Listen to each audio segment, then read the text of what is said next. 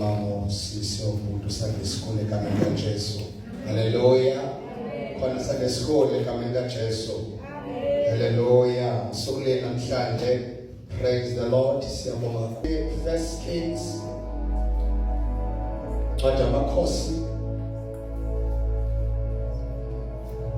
chapter 19 verse 1 to verse number 8.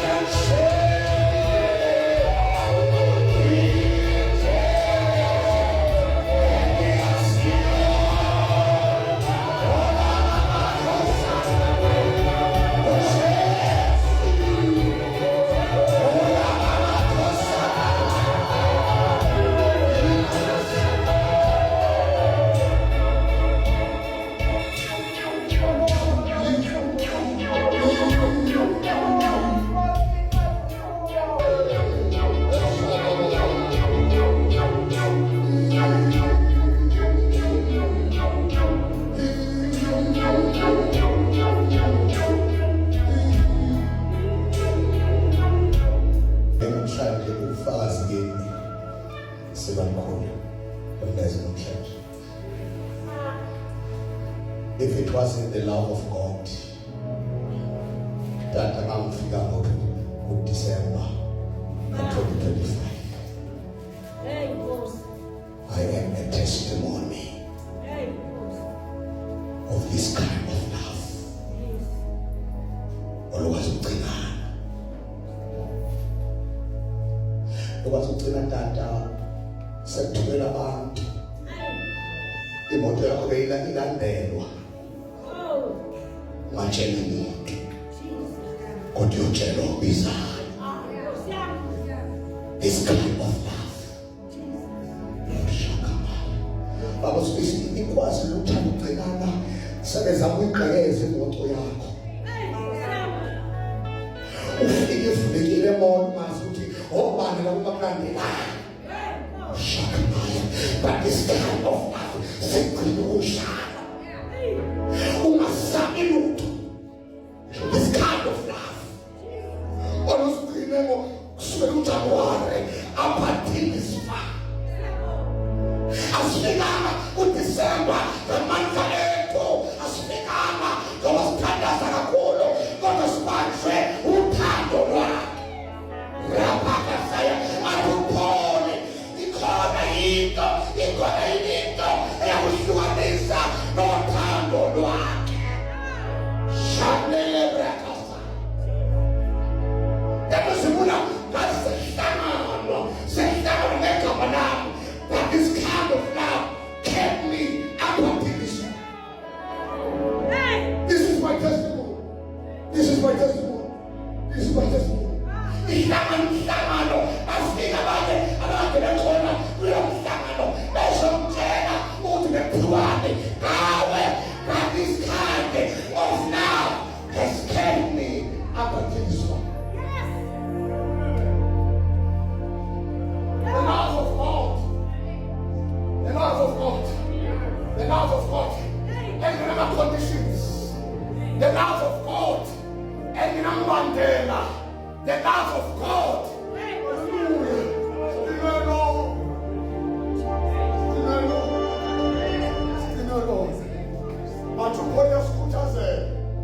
This kind of love.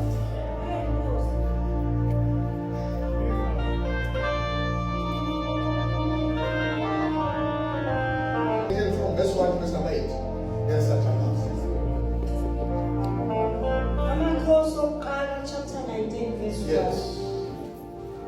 Sihloko sithi Eliya uyabaleka. U-Ahabi wamtshela uJezebeli konke akwenzile u-Eliya. Naphakathi kwalokho ukuthi ubulele bonke abaprofeti ngenkemba. U-Izebeli wayesethuma isithunywa ku-Eliya ngokuthi Utalisha uthi be very careful kunama monitoring spirits ibandla lokuqonda understand indaba monitoring spirit. You must be able to discern the monitoring spirit. Imimoya ekwazi ukumonitor. Ingakho ezinye izinto okumele uzidisclose kubantu abaningi. Khona abantu ongamele batshele imfihlo yakho. Haleluya abafundele. Ngoba they are monitoring spirits. They have been used by the enemy unaware. Uma ngabe into zami ngoba sengifile ku-breakthrough but ngibona angisakwazi ukuyibamba lento ngoba isifikile kumina no kufike ama-monitoring spirit afike azodisturba i-breakthrough yakho. And once abazomonitor la ukhona enza sure ukuthi awuphumeleli. The monitoring spirit.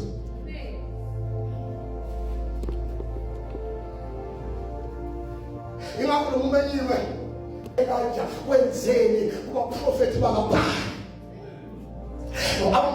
Monitoring spirit ayahamba ayoreporta komaster wabo.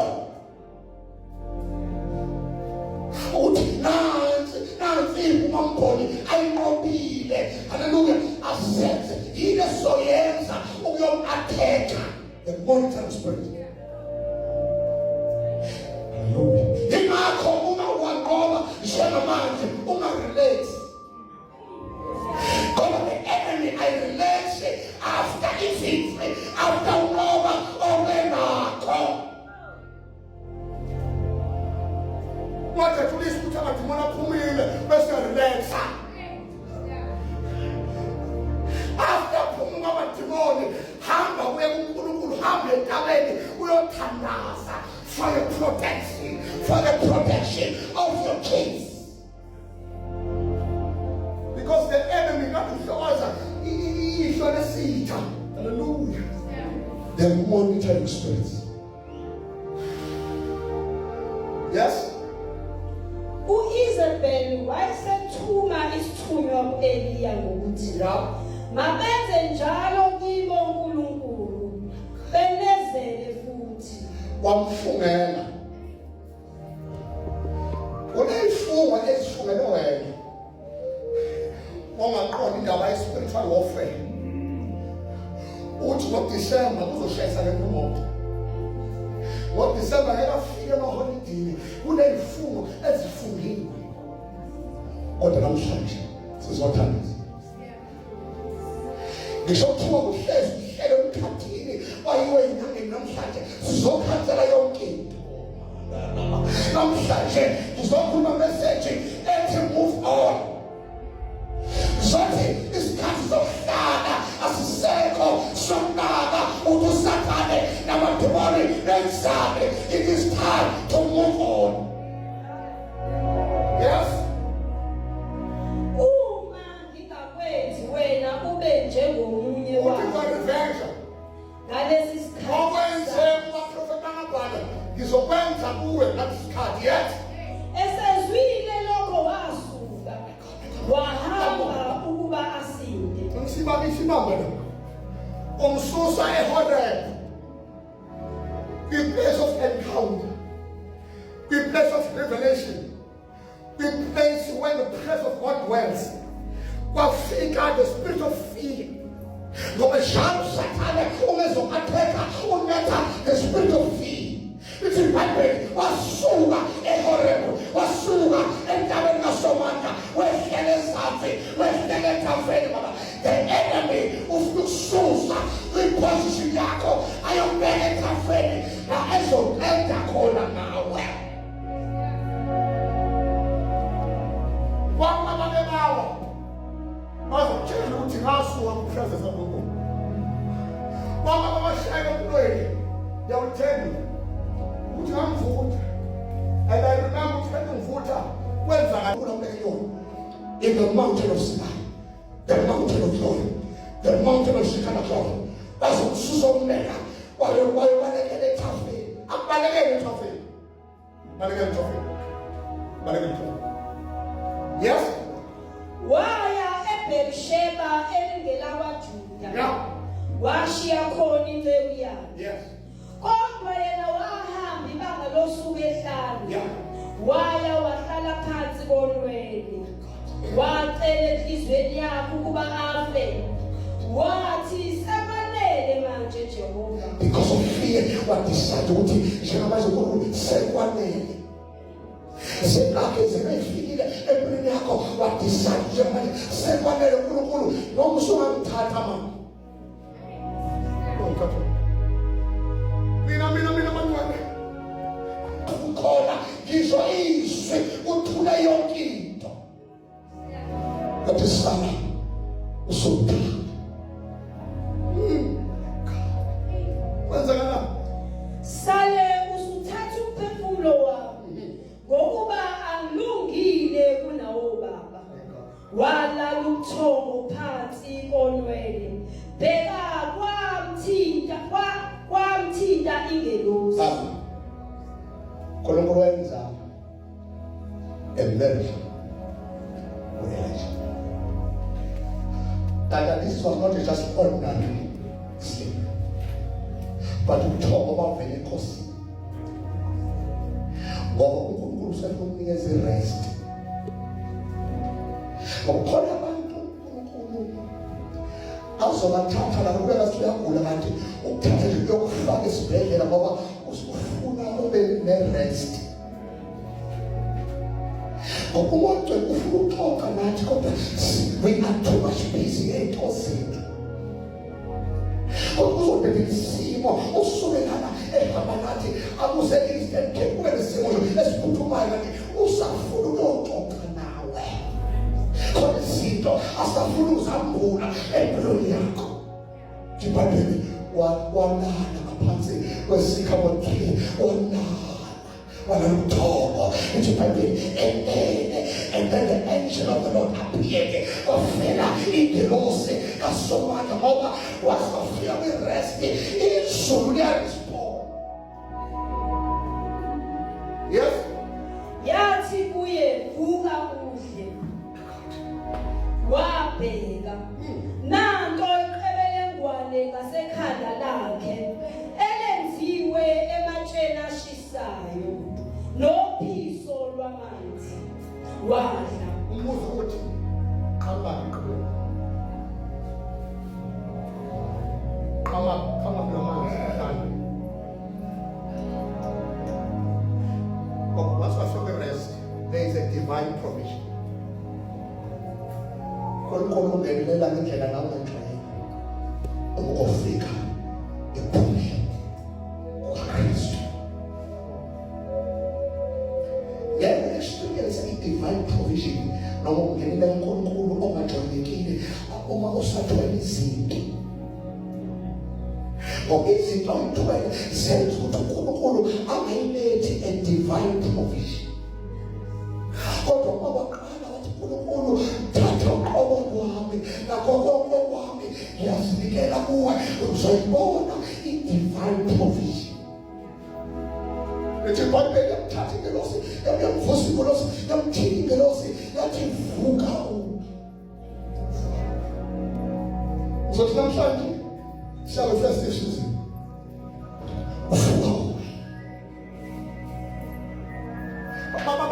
babhizi atukhona yini phakathi kwenu owamile nawamanzi ezophuza abeswini sakhe yokokuza imifula. So arise and eat, for the journey is too difficult for you.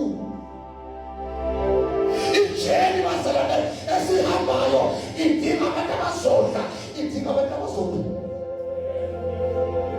Atumhlabeleke ozayo unawo amanzi magobika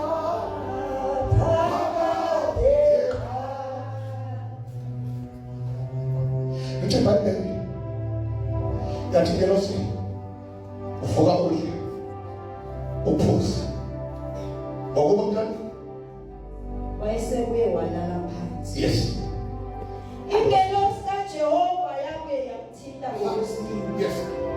yathi, vuka udle, ngokuba indlela yakho inde. Let's guess. Thank you, Jesus. Sesakhanisa. Ngisho try ukuthoma usifikele endlini. Bese ngavuma manje.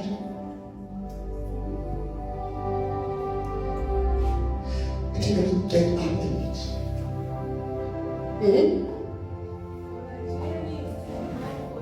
For the journey is too long. The journey of call is too long. Akuhambeni kule journey ngenxa yokuthi is too long. All there's a requirement is to eat and drink. Ithi iBhayibheli wathi besedlile, wathi sephuzile, kwakuye manje. Okay, ngilosi yabona ukuthi khona eshodayo, nomuntu uzokhulapsa ehlane, nomuntu uzowa ehlane, uzoba dehydrated ehlane. Therefore, prepare for eating. Ayingozi abantu abathatha uhambo bengazange bazilungisele.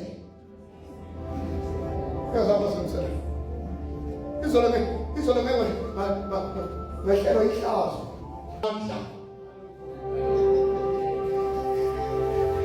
Wahamba namandla, wahamba namandla, kodwa wahamba namandla ezwi, wahamba namandla kamoya, wahamba namandla omthandazo, wahamba namandla esidlo senkosi, wahamba namandla efellowship. Khona izinto ezokwazi, haleluya, ukusifikisa la uNkulunkulu esidinga khona ngenxa siziprepare.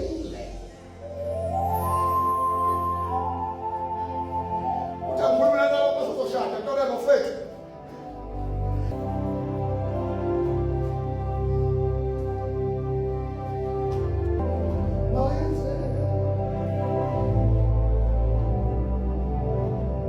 Sebizele hore. Shall be for me so good.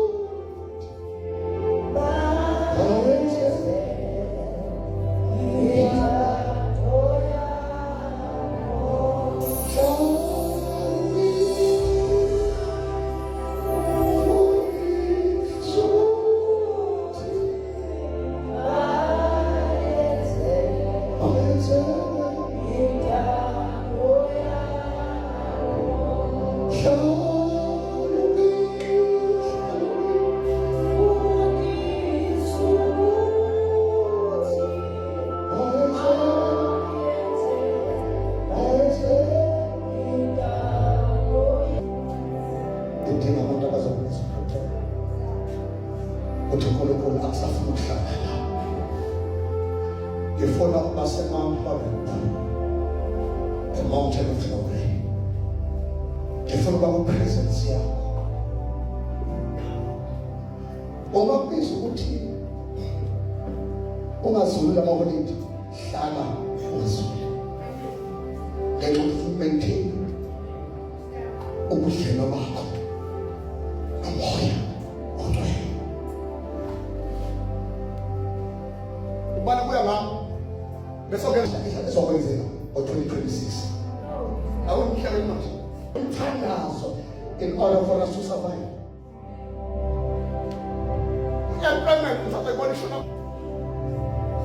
Scantiness. I saw that coffee cup. But this is a crucial time. This is a crucial time to have intimacy with the Holy Spirit. This is a crucial time with your prayer closet and your restored. Your altar is shameful. This is a crucial time even in that time. This is a crucial time This is a crucial time. It's time to move. It's time to go back to our position. It's time to go back to the presence of God. Ngokulengayo uJezebeli umsusa from the position of faith to the position of fear. That is the aim of the enemy. Ukususa endaweni yethu yokunqoba isize mathafeni. Hallelujah. Lapho sifuneka khona.